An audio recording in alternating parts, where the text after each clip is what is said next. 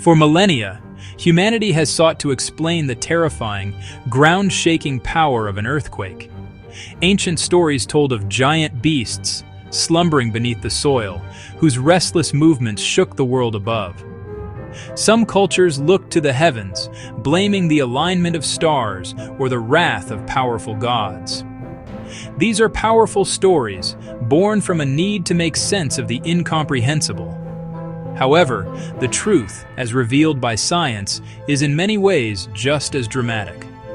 It is not a mythical beast that stirs, but the very skin of our planet. Earthquakes are the sudden, shuddering release of immense stress that builds up as colossal pieces of Earth's crust grind against one another. This process is a fundamental part of our planet's life cycle, a constant slow-motion drama that unfolds over millions of years. The ground beneath our feet feels solid, a dependable foundation for our homes and cities. But this is an illusion of stillness. In reality, the Earth's surface is a dynamic mosaic of enormous plates, constantly in motion. They drift, they collide, they pull apart, driven by the unimaginable heat and pressure deep within the Earth's core.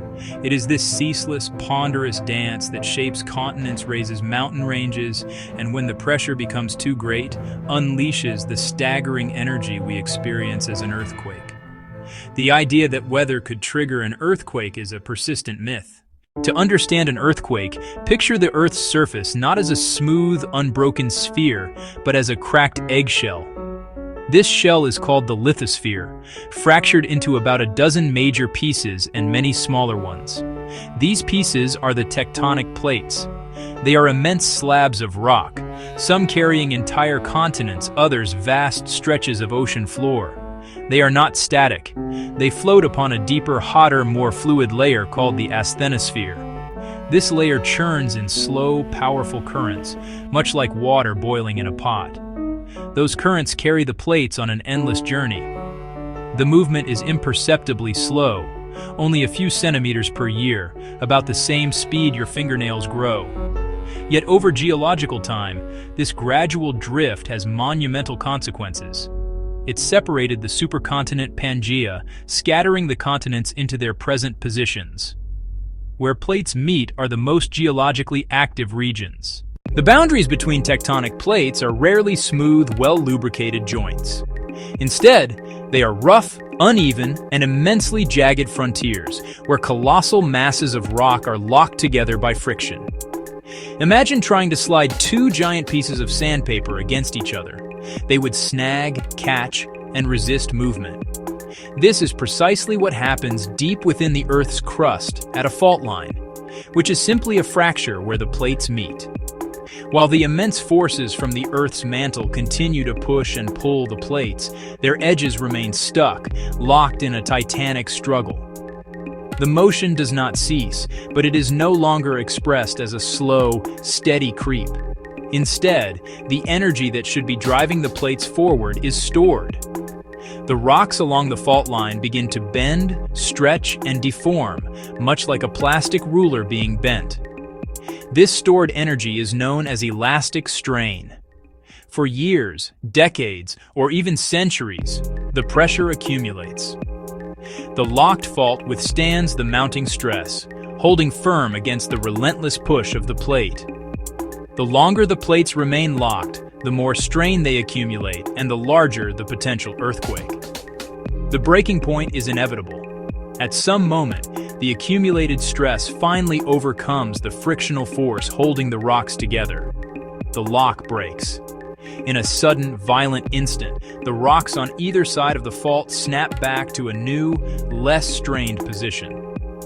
This sudden slip is the earthquake. The pent-up energy, stored over countless years, is released in a matter of seconds. Like a bent stick that splinters and snaps, releasing energy as a sharp crack and a powerful vibration. When the rocks along a fault line finally snap, the colossal amount of stored energy explodes outward from the hypocenter in all directions, traveling through the body of the Earth and across its surface. These traveling vibrations are known as seismic waves, and they are the direct cause of the shaking we feel during an earthquake. There are several different types of these waves: P waves, S waves, and surface waves, each moving in a unique way and at a different speed. The first to arrive are the primary waves, or P waves.